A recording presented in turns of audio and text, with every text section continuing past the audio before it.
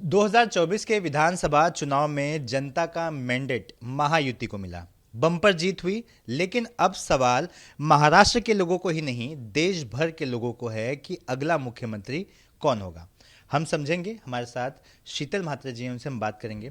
Ma'am, अब सिर्फ महाराष्ट्र की बात नहीं करूंगा, पूरा देश जानना चाहता है कि जिस राज्य की जनता ने इतना मैंडेट दिया, इतना प्यार दिया, इतनी सीटें दिलाई, अब मुख्यमंत्री कौन होगा।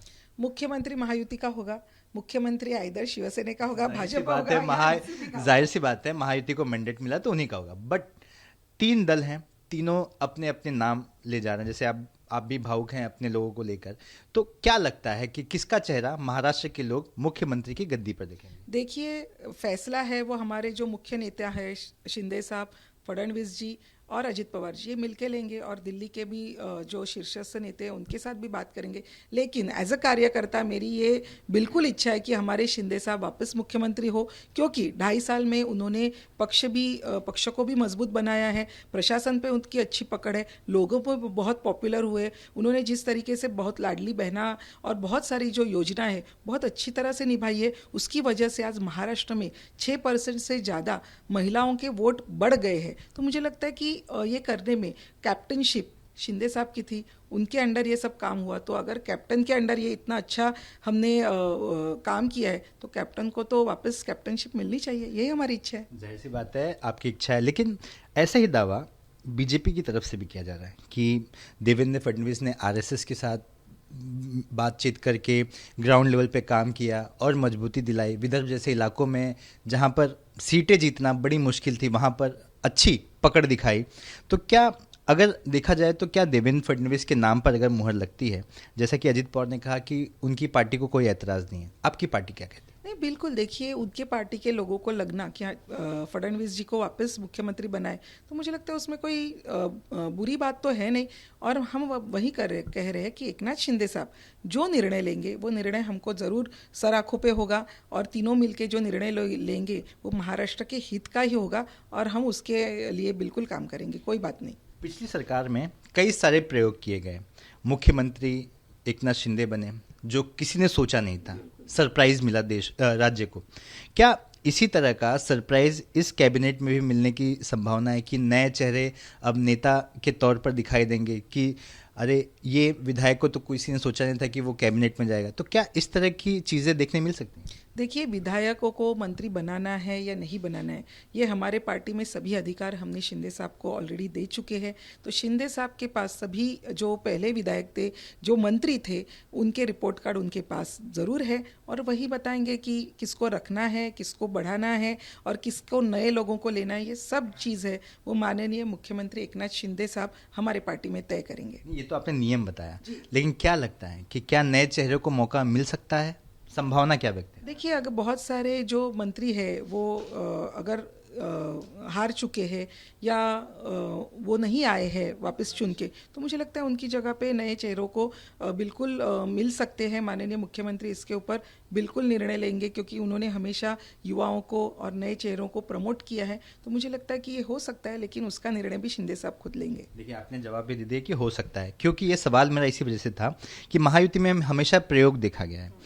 देवेंद्र फडणवीस सीएम से डीसीएम बने, शिंदे साहब मंत्री थे कैबिनेट में, वो मुख्यमंत्री बने, लेकिन परफॉर्मेंस अच्छा रहा, जिसका नतीजा कहता है, मतलब ये जनता या किसी और की बात नहीं है, इसका नतीजा देखा हमने, जो कि ये दर्शाता है कि महायुति ने बहुत बढ़िया परफॉर्म किया।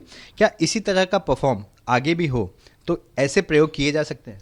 देखिए, शिंदे साहब ने कभी घराणेशाही जो हम बोलते हैं उसको कभी भी उन्होंने प्रमोट नहीं किया है। यूबीटी में क्या हो रहा था वो आपने देखा।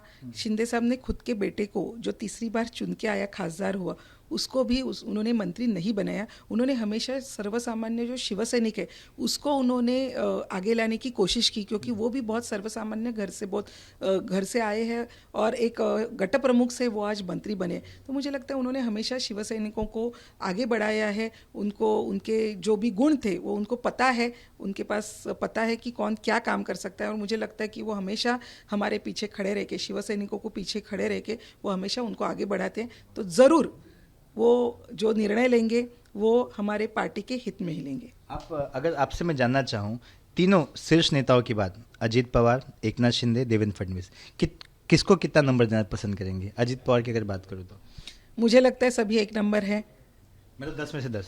पूरे 10 में से 10। इसीलिए आज महायुति ने इतनी बड़ी सुनामी लाई है, क्योंकि हमारा हर एक नेता 100 के बराबर है। तो मुझे लगता है अजित पवार जी, हमारे शिंदे साहब और फडणवीस, ये त्रिमूर्ति है, ब्रह्मा विष्णु महेश है। तो उनमें से कौन बड़ा नेता, कौन बड़ा भगवान, ये हम नहीं बता सकते। तीनों इसलिए कठिन हो रहा है कि मुख्यमंत्री कौन बनेगा। तीनों भी बहुत अच्छी तरह से अपने अपनी पार्टियों को आगे बढ़ा रहे।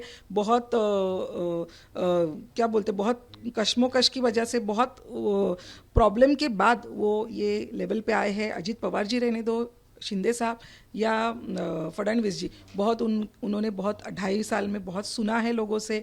यूबीटी ने उनको जो जो बताया, उनके जो 9 बजने वाला जो भोंगा हम उसको मराठी में बोलते हैं, स्पीकर है, वो जो बोलते हैं, तो मुझे लगता है तीनों ने बहुत अच्छी तरह से काम किया। और महाराष्ट्र की जनता ने उनको क्लियर मैंडेट दिया है। तो जल्दी ही महाराष्ट्र में महाराष्ट्र का हित देखने वाला मुख्यमंत्री जरूर होगा। शीतल मात्रे ने तीनों को आउट ऑफ 10 दिया है। और क्या इसी वजह से मुख्यमंत्री चुनने में भी समय लग रहा है कि बेस्ट सब है उसमें से भी किसे बनाया जाए, या फिर सरप्राइज एलिमेंट इधर भी आ जाएगा? 2 ही दिन हुए हैं, तो इसको समय नहीं कहते हैं। तो 2 दिन में जरूर बन जाएंगे, क्योंकि पार्टी का कुछ इंटरनल चीजें रहती है, उनको मैंडेट देना पड़ता है, उनको गठनेता चुनना पड़ता है, ये सब चीजें वो सब हो रही है। और 1-2 दिन में जरूर आज दिल्ली में तीनों जन जा रहे हैं। सीएम चुन लिया गया है? अभी तक बताया नहीं गया। सीएम चुना भी जाएगा और बताया भी जाएगा। देखो, छुपके तो होगा नहीं, सीएम तो जरूर बताएंगे और जरूर चुनेंगे। बस कुछ पल की दूरी है, जल्दी आपको अच्छी खबर आ जाएगी। एक और सवाल कि इतनी बड़ी जीत के बाद मुख्यमंत्री बनेंगे, इतने बड़े मैंडेट के साथ, जो भी जीतेगा, जो उस कुर्सी बैठेगा, तो किस तरह की शपथ विधि की प्लानिंग की जा रही है महायुति से? कितना भव्य होने वाला है? बहुत भव्य होने वाला है, क्योंकि जिस तरीके से भव्य हमारी जीत हुई है, और जिस तरीके से लोगों ने बाहर निकल के हमको वोटिंग की है, महिलाओं ने वोटिंग की है, सीनियर सिटीजन ने वोटिंग की है, तो ये जो हमारी शपथ विधि होगा वो बहुत बड़े पैमाने पे ही होगा। और ये बहुत पूरे देश देखेगा कि महाराष्ट्र में किस तरह से शपथ विधि की है। एक सवाल मैं अलग पूछना चाहूँगा कि राम शिंदे ने एक आरोप लगाया कि अजित पवार ने उन्हें धोखा दिया, उन्हें सपोर्ट नहीं किया। और वो भी कब? जब एक वीडियो वायरल हुआ जिसमें अजित पवार ने खुद एक्सेप्ट किया रोहित पवार के सामने कि अगर मैंने जनसभा ली होती तो तू हार जाता। इसे किस तरह से देखती हैं आप? क्या महायुति में जिस तरह की एक दूसरे का हाथ पकड़ के चलने की जो बात बड़े नेता करते हैं, ग्राउंड लेवल पे भी वही चीज़ें हैं? देखिए, अजित पवार के पार्टी में क्या हो रहा है और उनके लोग क्या बोल रहे हैं, वो मुझे लगता है उनके प्रवक्ता बताएंगे।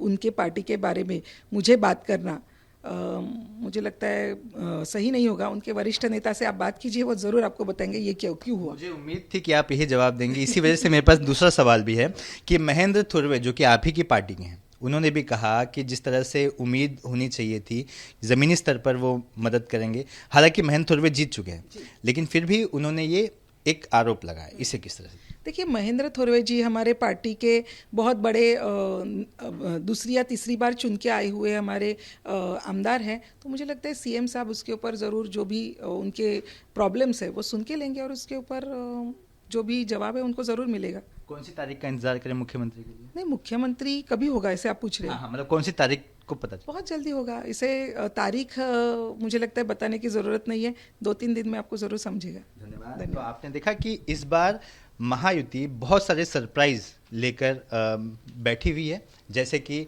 कौन बनेगा मुख्यमंत्री, कितने नए नाम होंगे कैबिनेट में, और कौन सी तारीख को शपथ विधि होगी। कैमरा पर्सन हेमंत के साथ Suraj Ojha, ABP news, Mumbai. For exclusive and insightful videos, subscribe to our new channel ABP Live Premium.